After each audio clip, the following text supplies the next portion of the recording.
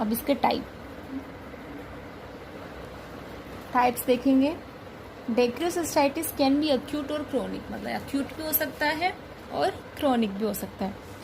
Acute डेक्रियोसिस्टाइटिस में क्या होता है, it is start suddenly and often include fever and pus from the eye, मतलब कोई बैक्टीरिया इन्फेक्शन हुआ उसकी वजह से पस हो गया, पस का फॉर्मेशन स्टार्ट हो गया, ठीक है, फीवर हो गया, और मोस्टली होता है ये बैक्टीरियल इन्फेक्शन की वजह से, ठीक है, इसलिए इसको अपन बोलते हैं एक्यूट डेक्रियोसिस्टाइटिस। फिर है क्रोनिक डेक्रियोसिस्टाइटिस, इसमें क्या होता है, it is caused by an obstruction in the tear duct, it is more common than acute dacryocystitis, मतलब मोस्टली क्रोनिक डेक्रियोसिस्टाइटिस ही होता है, ये मोर कॉमन स्टेज है।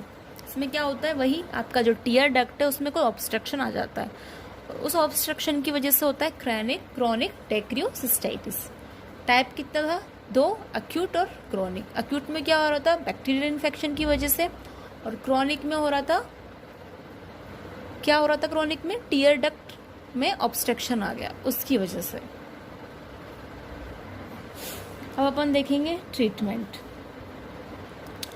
Acute dacryocystitis need treatment with systematic antibiotics, ठीक है, मतलब एक्यूट डेक्रियोसिस्टाइटिस हो रहा है उसको अपन एंटीबायोटिक से भी सही कर सकते हैं, क्योंकि वो कॉमनली बैक्टीरियल इन्फेक्शन की वजह से हो रहा है, और अपन बैक्टीरिया को एंटीबायोटिक देके भी सही किया जा सकता है, ठीक है। तो जो ऑइंटमेंट है, जो आई ड्रॉप्स है, उसके माध्यम से अपन ये जो एक्यूट डेक्रियोसिस्टाइटिस है उसको अपन सही कर सकते हैं। लेकिन जो क्रोनिक डेक्रियोसिस्टाइटिस है इसके लिए अपन को सर्जरी की आवश्यकता पड़ती है, ठीक है। इन क्रोनिक डेक्रियोसिस्टाइटिस में need to surgery to widen tear duct और बाईपास द ब्लॉकेज।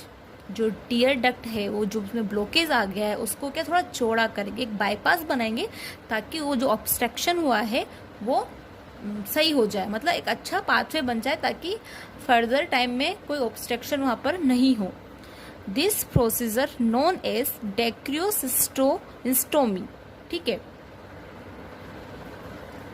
तो इस प्रोसीजर को अपन क्या बोलेंगे, जो वाइडन किया है, जो टीयर डक्ट को थोड़ा बड़ा किया है, चौड़ा किया है, तो उस प्रोसीजर को अपन बोलेंगे डेक्रायोसिस्टोरेंस्टोमी, ठीक है। देखो लिखा हुआ है यहाँ पर डेक्रायोसिस्टोरेंस्टोमी।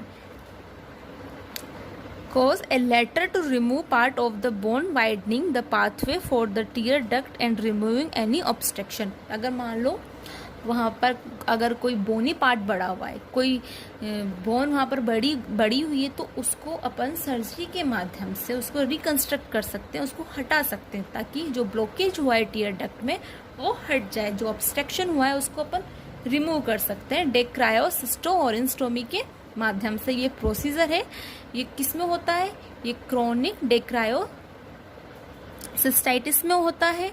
इसमें क्या करते हैं, एक बाईपास बनाते हैं, मान लो जो अपनी टीयर डक्ट है उसमें कोई ऑब्स्ट्रक्शन है या कोई बोनी पार्ट पड़ा हुआ है, तो उसको वहाँ से रिमूव करेंगे, उसको रिकंस्ट्रक्ट करेंगे और एक पास बनाएंगे, ताकि अच्छे से पासेस, टीयर का जो पासेस हो सके उसमें कोई ब्लॉकेज ना हो, पस फॉर्मेशन ना हो, ठीक है।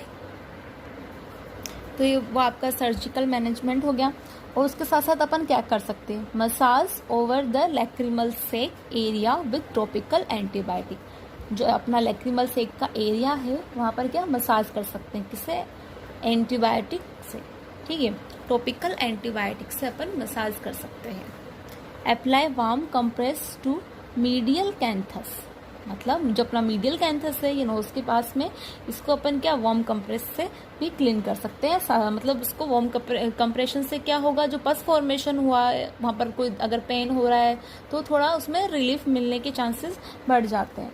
Increase to the patient for the rest to eye to promote healing. मान लो वहाँ पर अगर सर्जरी हुई है, ठीक है, तो पेशेंट को बोलेंगे कि मतलब आंखों को थोड़ा रेस्ट दो, आराम करो, मतलब आंख खोलने की ज़रूरत नहीं, आंख बंद करके रेस्ट करो, ताकि जो घाव हुआ है वो जल्दी भर जाए, ठीक है।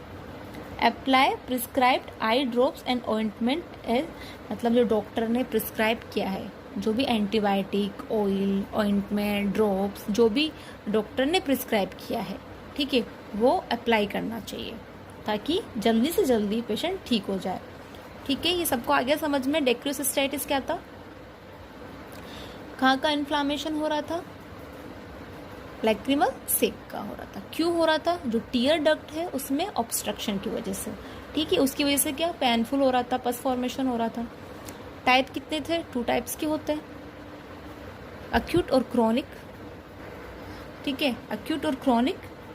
ट्रीटमेंट में अगर अक्यूट है तो अपन एंटीबायोटिक से भी सही कर सकते हैं, लेकिन अगर क्रॉनिक है तो जो अपना प्रोसीजर बताया था डेक्रोसिस्टोरेंस्टोमी, उसके माध्यम से अपन एक पाथ बनाएंगे, बाईपास बनाएंगे, ठीक है, जो ऑब्स्ट्रक्शन है उसको रिमूव करेंगे।